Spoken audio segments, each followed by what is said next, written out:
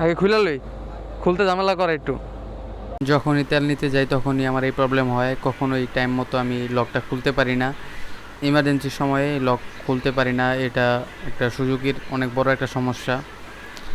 এবার নেক্সট সার্ভিসে আমি এটা নিয়ে তাদের সাথে কথা বলবো, কারণ এইভাবে চলে না। টাইম মতো কখনোই আমি অকটেন ঢালতে পারি না এবং নিতে পারি না, যাই বলেন না কেন। ইমার্জেন্সি সিচুয়েশনেও এটার জন্য আমার অনেক লেট হয়। খুলে কিন্তু অনেক লেট করে খুলে, অনেক ধরনের লিকুইড দিতে হয়, অকটেন দিতে হয়, WD-40, তারপরে আরও অনেক কিছু দেওয়ার পরে খুলে। এভাবে চলে না। Hello everyone, this is Mustakim and welcome to my YouTube channel Mustakim স্টার্টল। তো এতদিন রেগুলার ভিডিও দিতে পারি না, এই জন্য সরি। আমার এক ক্লোজ ফ্রেন্ডের বিয়েতে ছিলাম 3 দিন, এই জন্য ভিডিও করতে পারি নাই। তো কি রে জায়গায়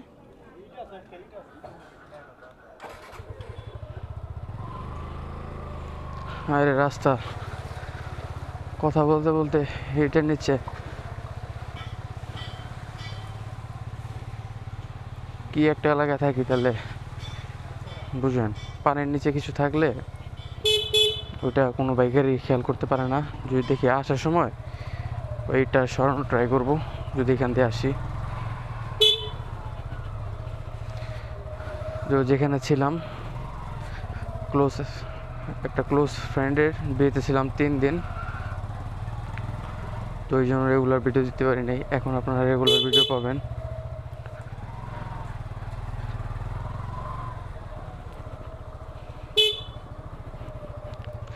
আজকে একটা ছোট কাজের উদ্দেশ্যে বের হলাম, তো যাই দেখি কাজটা কমপ্লিট করতে পারি কি না। এখন আমরা যাব ইউনিক বাস স্ট্যান্ডের ওখানে। সবখানে এই রাস্তা সেম, কাশিমপুর সাইডের রাস্তাগুলো অনেক ভালো। যেখানে আমি 3 দিন ছিলাম আমার গাড়িতে একটু পরিমাণ ময়লা হয় না, রাস্তাঘাট এত সুন্দর পরিষ্কার পাকা, বাইক চালাতেই মন চায়। শুধু রাস্তা একটু ভেজা থাকে বৃষ্টি হলে, ওইটা বিষয় নয় যে আমাদের এলাকার মতোই এত পানি জমে না রাস্তাঘাটে।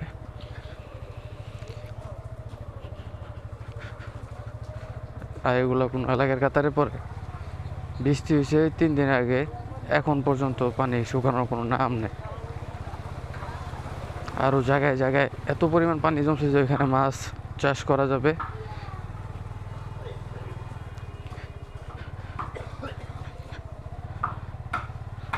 সকাল সকাল একটা ধাক্কা খেলাম।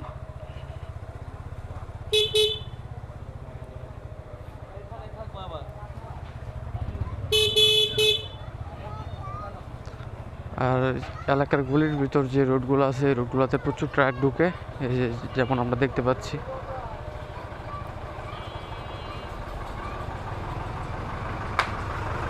কি একটা অবস্থা, বাইক কন্ট্রোল করতে কষ্ট হয়ে যায় এখানে, আর এত রিক্সা।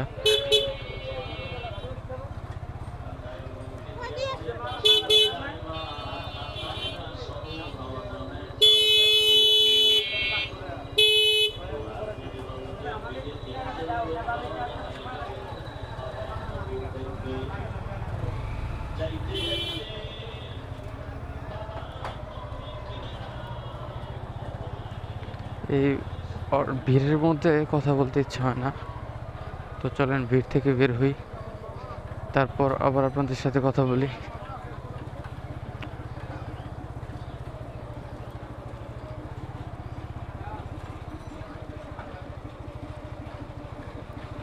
আজকে দেখি সব জায়গায় ময়লার গাড়ি, আমাদের বাড়ির গলিতেও আজকে ময়লা নিতে আসছে, আর এখানেও।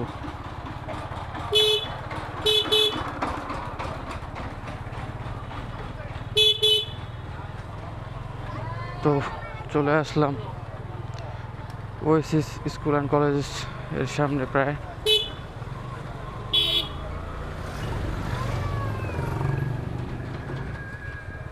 আপনাদের সাথে কথা বলতে বলতে যাব নাকি রাস্তাঘাট খেয়াল করতে করতে যাবো, এটা বোঝার অনেক কষ্টদায়ক।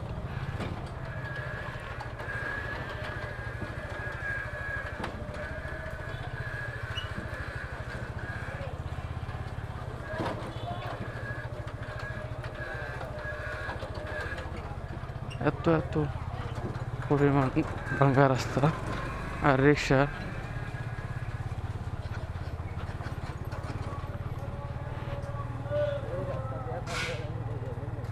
কোনটা? ওইটাতে তো তোর ওইটাও জাংপরাতে ওঠা যায়, ওইটাতে জাংপরা ওঠা যায়। হুম।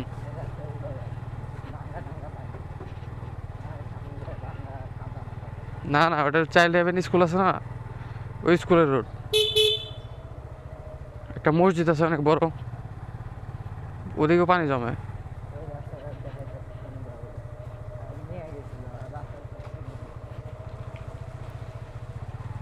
আবার চলে আসলাম আরেক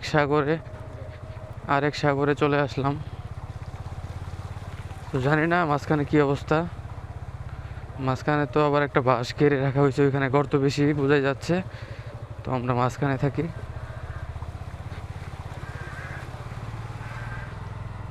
আল্লাহ আল্লাহ করে ভালোভাবে একটু পার করতে পারলেই হয়।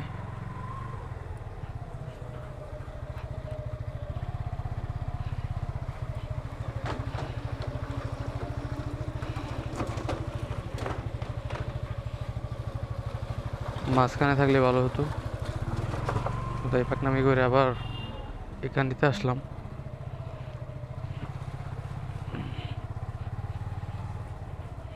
চাকা দিয়ে স্লিপ করে। এইসব এলাকায় থাকলে বাইক চালানো যাবে না, যা বুঝতে পারলাম দীর্ঘ 4-5 মাসে। বাইকের যত্ন তো নেওয়াই হয় না, প্লাস বাইকের প্রচুর ক্ষতি হয়। কাশিমপুর সাইড, গাজীপুর সাইডে, ওইসব সাইডে যদি থাকি অথবা সাভার সাইডে, তাহলে আমাদের গাড়ি এত পরিমাণ ক্ষতি হবে না। যারা বাইকার আছেন তারাই ভালো বুঝতে পারবেন এই বিষয়টা। যদিও এখানে একটু ঠিক করা হয়েছে রোড, যদি ওই সাইডে ঠিক করা হতো তাহলে পুরো রাস্তাটা ভালো থাকতো।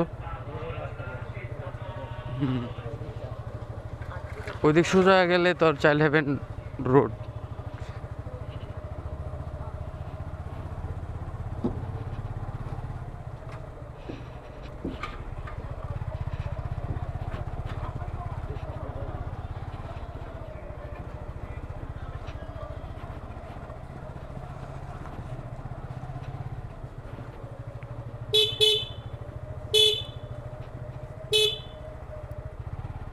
আবার পানি।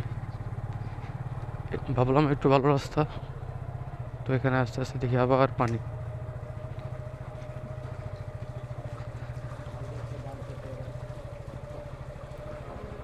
মাঝখানে থাকা লাগবো, মাঝখানে থাকি দেখি কি হয়, কোনো ভাঙ্গা টাঙ্গা আছে কি না। 1 নাম্বার ভাঙ্গা।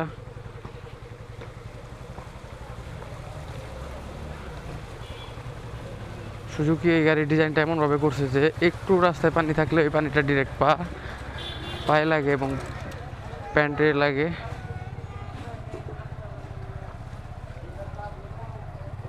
রাস্তায় একটু পানি থাকলে ওই পানিটা পায়ে সিটে লাগে, এবং যদি কোনো ধোয়া প্যান্ট থাকে শেষ।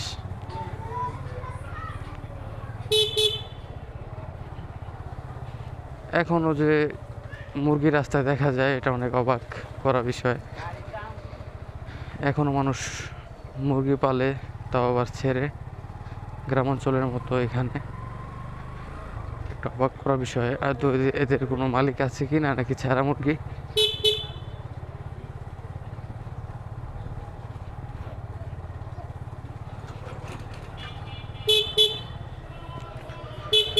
আশা করি সামনে আর কোনো পানি নেই, রিল্যাক্সে কামটা শেষ করে চলে আসতে পারবো।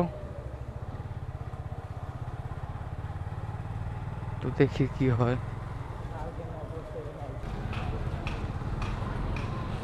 কিরে, রোড তো পুরা শেষ করে দিছে।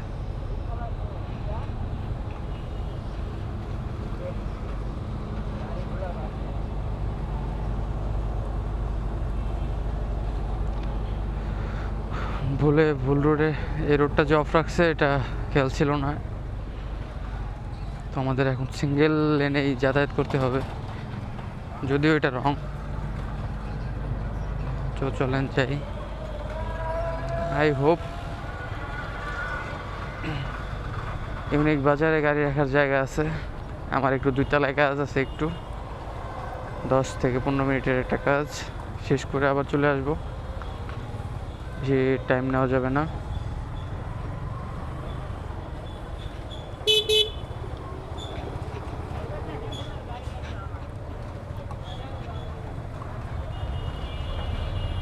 রিস্ক না নেওয়াটাই ভালো। ডাইনে ওভারটেক করাটা অনেক রিস্কি, বামে ওভারটেক করা যায় সেফলি।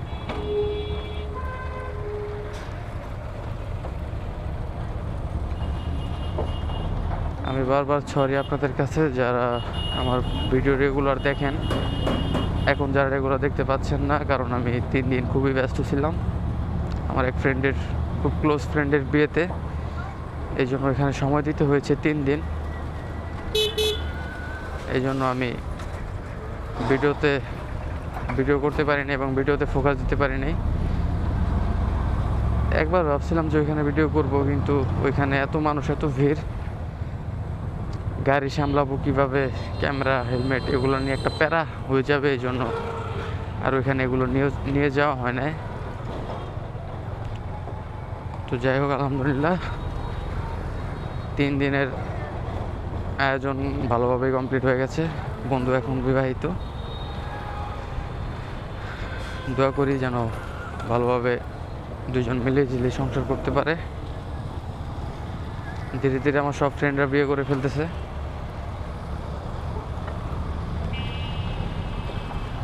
ইনশাল্লাহ একদিন আমারও হয়ে যাবে খুব শীঘ্রই।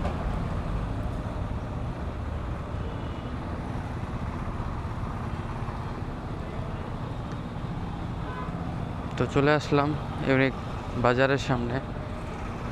তো এখানে বাইকটা রাখবো, তারপর আমি একটু উপরে যাব আর পাম্পে চল।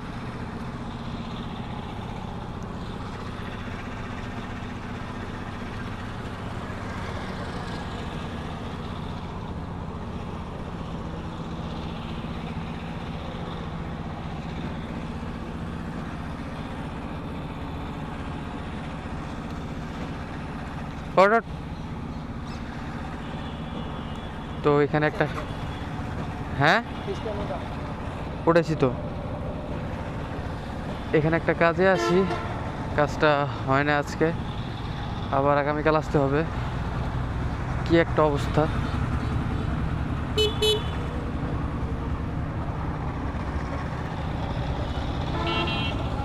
দেখি আবার আসতে হবে কালকে। তো আজকে চলে যাই। এখন যাব পাম্প থেকে। তো দেখি সামান্য একটু তেল নেওয়া যায় কিনা, 1 লিটার, কারণ গাড়ির মিটার লাফাচ্ছে। তেল একদম নেই বললেই চলে। আর খুব শীঘ্রই আমার বাইকের একটা মাইলেজ টেস্ট ভিডিও করব। জানি না কত মাইলেজ পাচ্ছি, একটা মাইলেজ টেস্ট ভিডিও করা দরকার।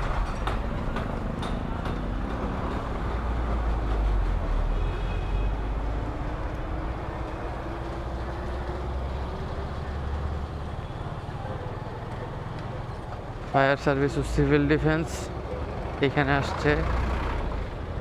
আগে এই সিস্টেমটা ভালো ছিল যে তারা পানি নিয়ে আসতো, আর এখন তারা কোথাও আগুন লাগলে তা পানি নিয়ে আসে না, শুধু গাড়িটা নিয়ে আসে এবং পাইপ নিয়ে আসে। আশেপাশে কোনো বাড়ি থেকে লাইন নিয়ে তারপর পানি দেয় যেখানে আগুন লাগে।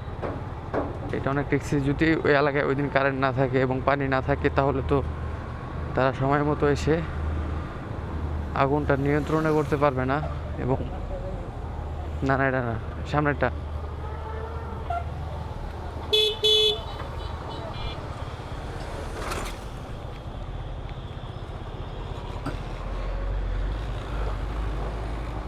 এইদিকে অটোরিক্সাগুলো এত রিক্সি ওভারটেকগুলো করে যে আমাদের বাইকারদের তাদের সাইড দিতে হবে। তারা আমাদেরকে কখনোই সাইড দিবে না।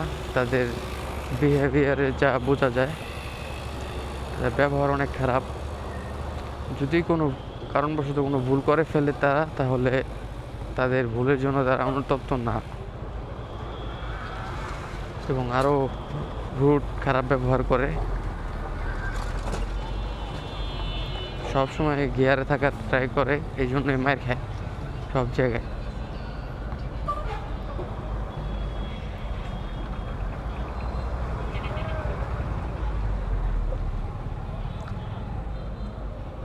তো চলে আসলাম আনোয়ার সিএনজি অ্যান্ড ফিলিং স্টেশনে।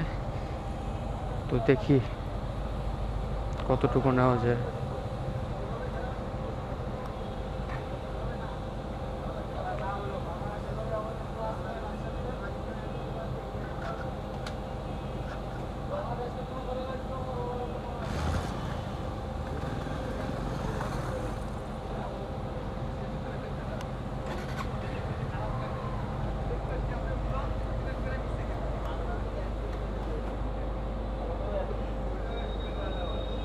আগে খুলে লই, খুলতে ঝামেলা করে একটু।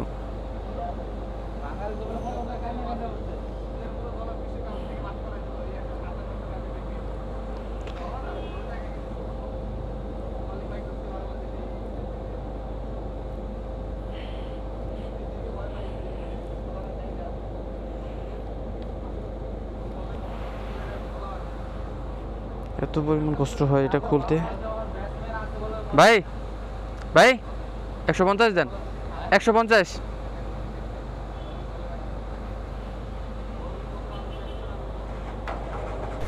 আমার মতো কে কে এই তেল নেওয়ার সময় এরকম বিপদে পড়েন? যারা এরকম বিপদে পড়েন, যাদের ট্যাঙ্কে লকের সমস্যা, তারা কমেন্টে জানান তারা কিভাবে লকটা ঠিক করেন এবং কিভাবে ঠিক করা যায় একটু কমেন্টে আমাকে সাজেস্ট করেন। ইমার্জেন্সি কোনো কাজে যাওয়ার সময় এই তেল নেওয়ার সময় আমি বিপদে পড়ি, অনেক সময় তো খুলতেই পারি না। অকটেন দিয়ে এবং বিভিন্ন লিকুইড দিয়ে এটা খুলতে হয়।